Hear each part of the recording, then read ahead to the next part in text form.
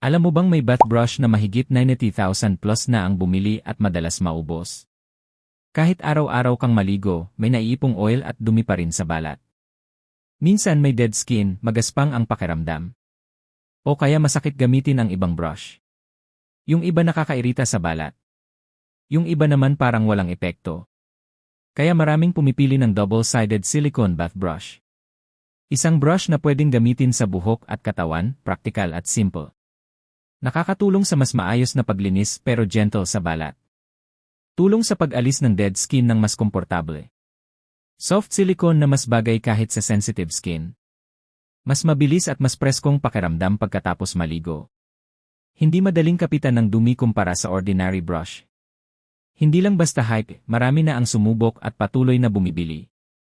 Gusto mo rin ang mas comfortable at refreshing bath routine?